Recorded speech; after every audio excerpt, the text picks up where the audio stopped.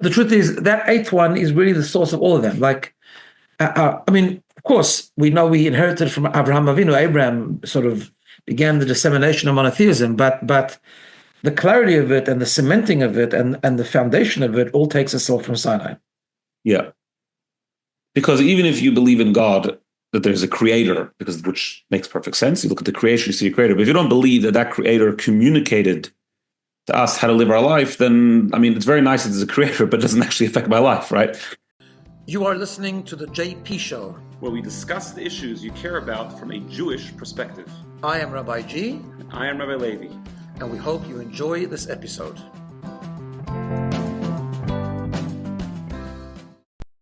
And it's another week. Welcome everyone to the JP Show. We're in a very special time, getting ready for the festival of Shavuot. And other than that, I think everything is normally busy. How are you going? Yeah, things are well. Thank God. Good stuff. As you say, Shavuot is coming up, which is an important day, as we'll talk about. Which, before we do that, can I just remind everyone that we're not going to have a JP show next week, so we'll take a break.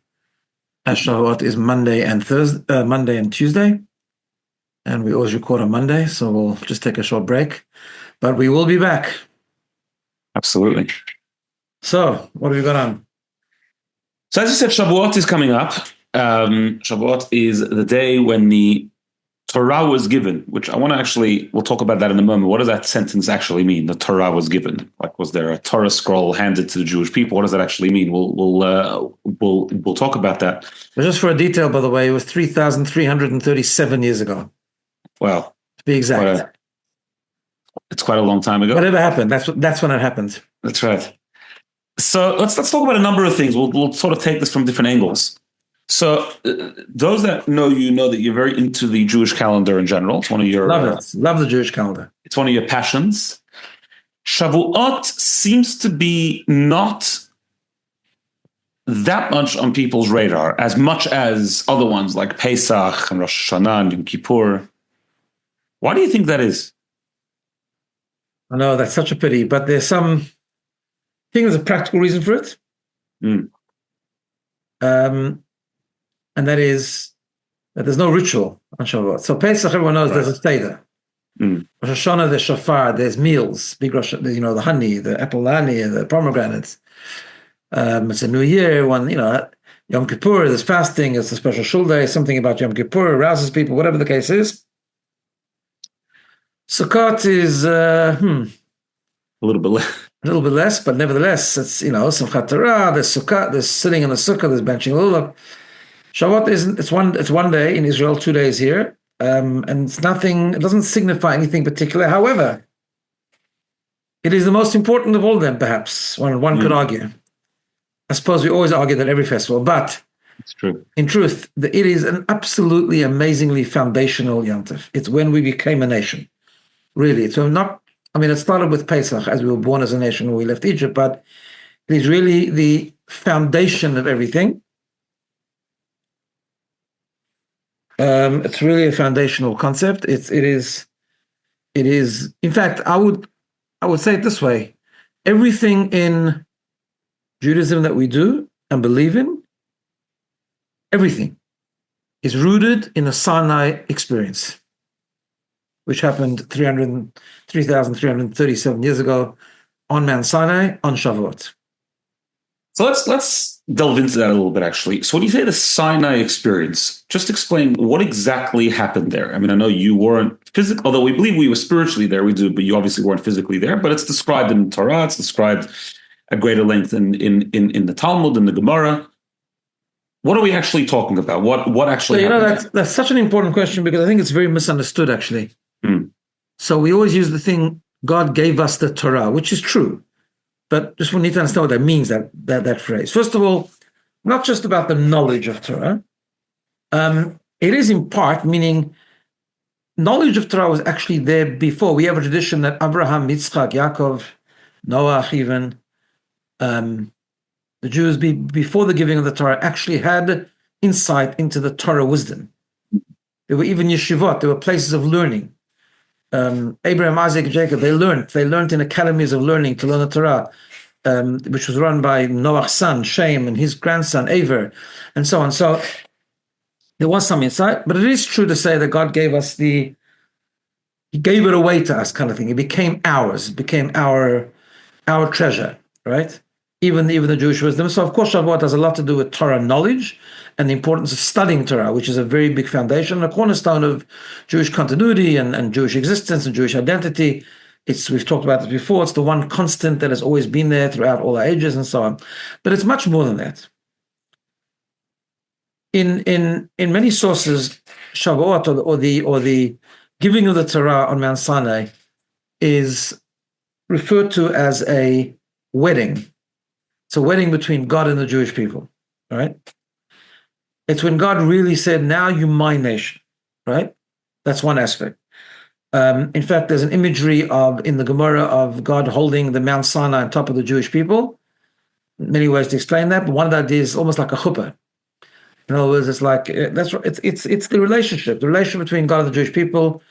We relate to each other. What that expresses itself in another concept of Shavuot is that even though there was knowledge of Torah before the Torah was given, but it's the concept of that relationship which expresses itself in the heaven and earth coming together. Which what that means is we are taught Kabbalistically that before the Torah was given, we weren't able really to bring the spiritual into the physical. So like the phrase goes, heaven was heaven, earth was earth, right?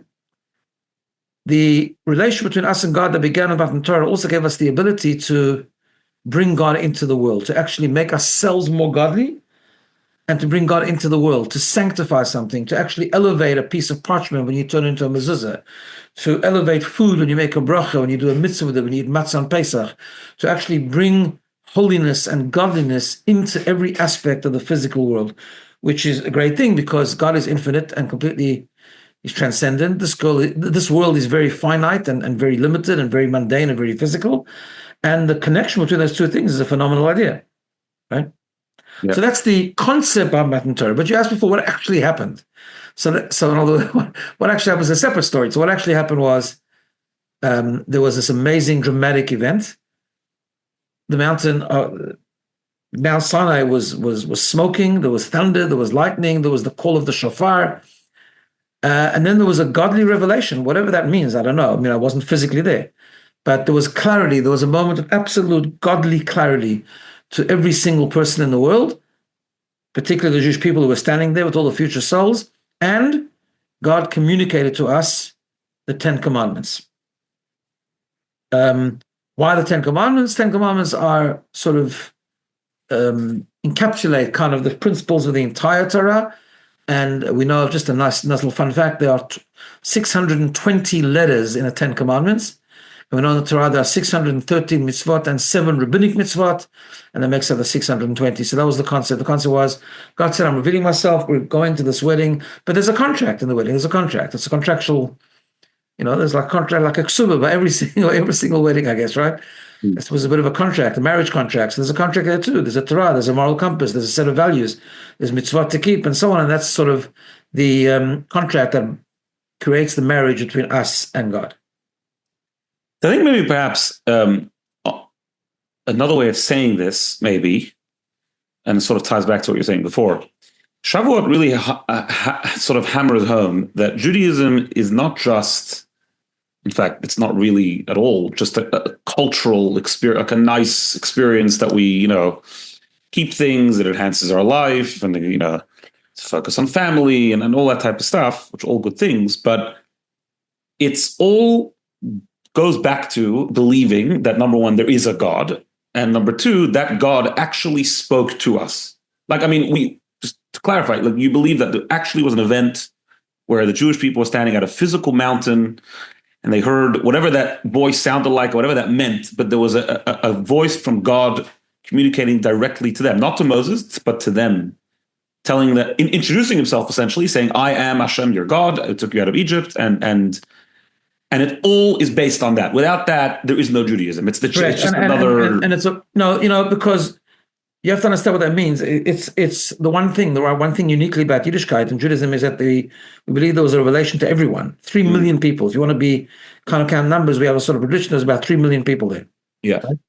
And then, of course, spiritually, all the other future souls and so on. But 3 million people saw this, and it was an absolute moment of clarity. And it was the Rambam Maimonides talks about the 13 principles of faith, right? Which people sing every Friday night in shul. That's the Yigdal song, Yigdal Elokim Chai, and so on.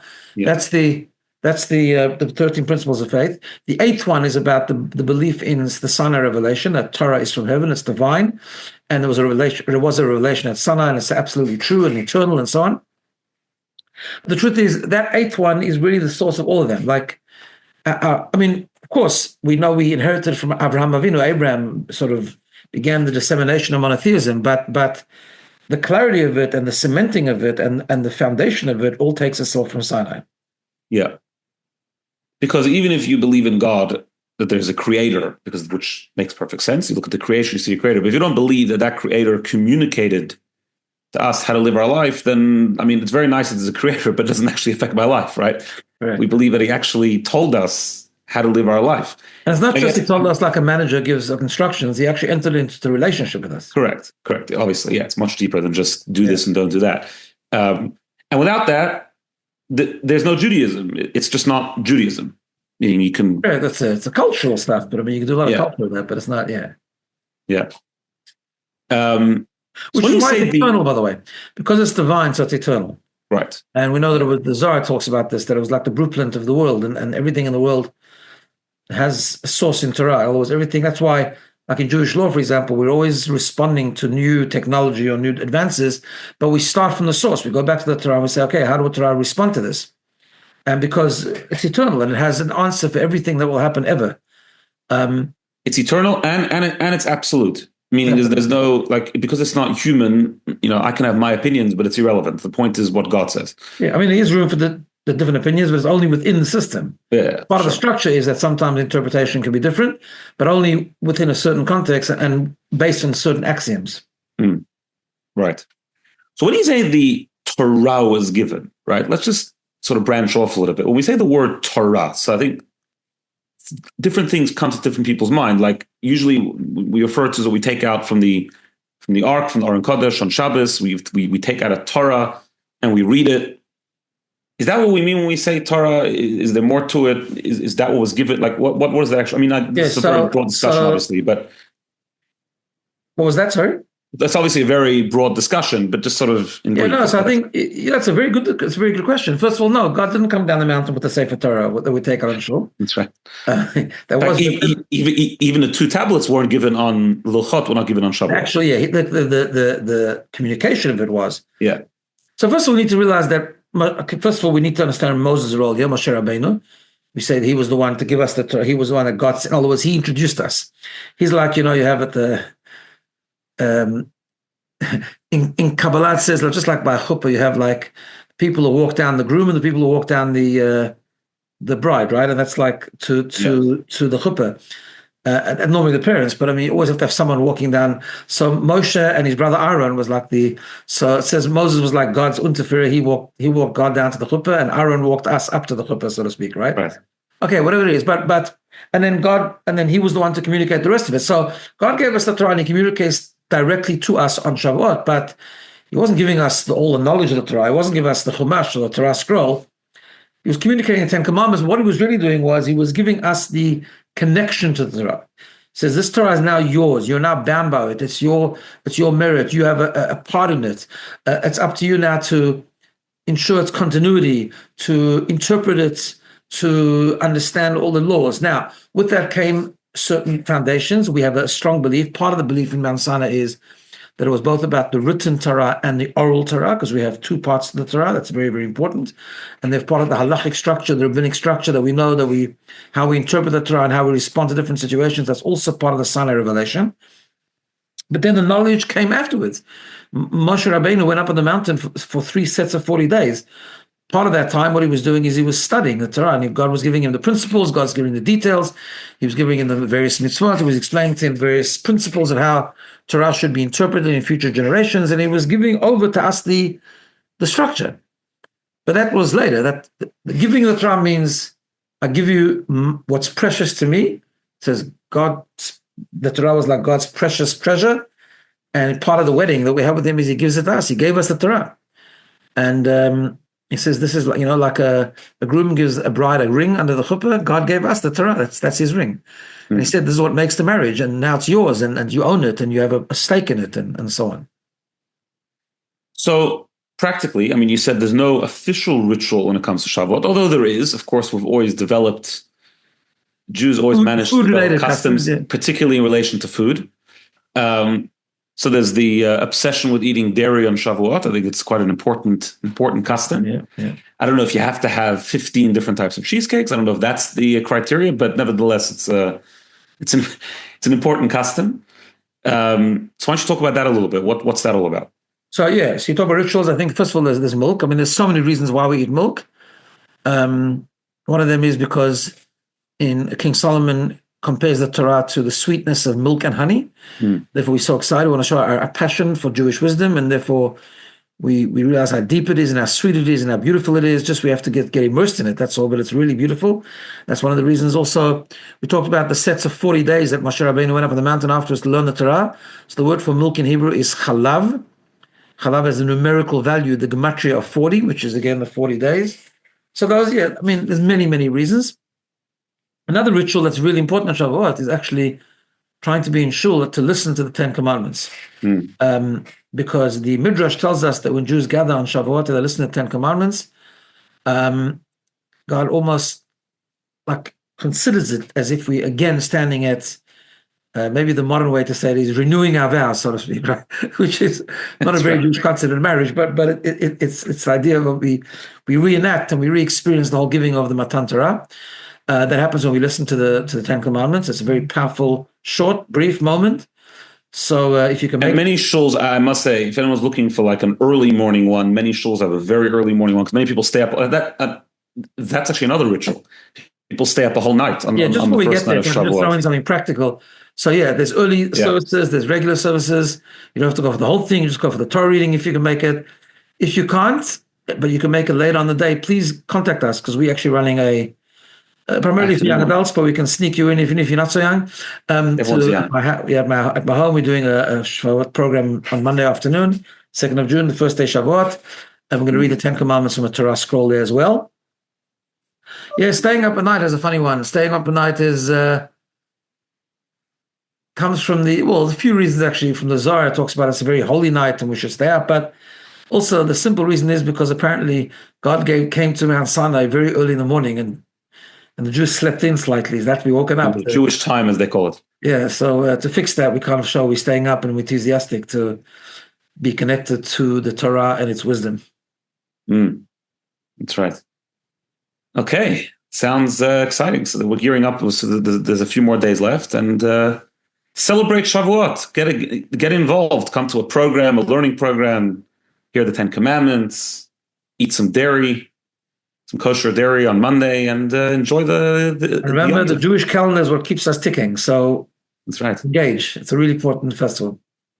I guess just before we go, I mean, I was just thinking, like you said, it's like renewing our vows, right? Why do we have to do it every year? How come we can't have festivals every 5? Why do you think it's important that we do this year after year, again and again? Like, let's have a 5-year cycle. Like it's I don't think it's about doing it again. I think that's the way we talked about the Jewish calendar before. Jewish calendar is a cycle itself. It's just everything that happened once happens again every year. It's not marking it. It's not, it's actually re-experiencing it. And that's the way God designed the calendar. Right. We experience going out of Egypt on Pesach. We experience Purim. We experience sitting on all these things. So they just come around each year. So we get a booster every year. That's right. And this year it's a serious long weekend. That's right. It's a Monday and Tuesday. That's correct. All right, everyone. Chag Sameach. And again, we're not on next week, but hopefully we'll see you. All receive the Torah with joy and internalize it, and for sure. Meet again. All the best. See you in 2 weeks.